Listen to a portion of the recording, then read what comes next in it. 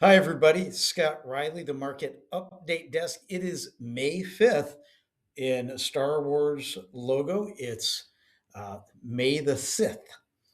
And yesterday, of course, was May the 4th to be with you.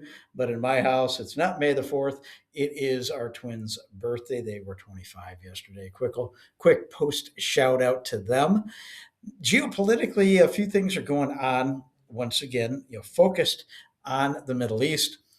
There were the start of military escorts through the Strait of Hormuz by the U.S. Navy, a couple different, not battleships, but missile guided cruisers and light destroyers escorted some cargo ships through the strait. They were fired upon, it looks like, by Iran. And indications are we sunk multiple small boats, attack boats from Iran. So we've got some unease going in there. Oil just can't seem to make up its mind. It started up higher, then trended slightly lower. So let's go over what's happening in the market then today. This, of course, is the start of jobs week. It's the first week of the month. The first thing we got today off the wire was new home sales, and it's brought by the Census Bureau, showed that both the last 2 months, January and February, were better than expected. February was month over month up 9%, and March was month over month 7.4%. So February and March combined showed an increase of 17% in new home sales. Very good. We had been lagging in new home sales, lots of different reasons, from cost, availability, and interest rates and affordability, but we're seeing an upward trend in that now. The BLS released their JOLTS report, which is their job opening and labor turnover report for March. That showed that there were 6.87 million job openings. It's a slight decline from what the February report gave us, that February report though was revised higher to 6.92 million. And we did get so everything was in line with expectations. It's still a volatile number. That has been trending to the downside for multiple months. So we're seeing still questions on what the labor market really is. Now, a positive within the report showed that the hiring rate rose from 3.1% to 3.5%. While that's still low, the positive is it trended upwards. The quits rate, that's a very closely looked at number. So the quits rate rose from 1.9 to 2%. But we've been very low on that number. So generally, people don't quit unless they're very comfortable with another job coming on the line. Granted, that's only a 1/10 increase, but having that go up does show some stability. Now, the BLS also released their Q3 Business Employment Dynamics Report. That's a big one, the BED, which revises what was the old birth death model within the jobs report.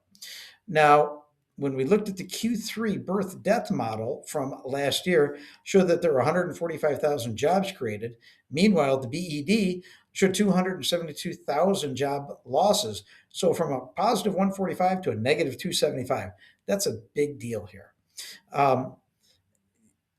This means that this is one of the most volatile components within the report.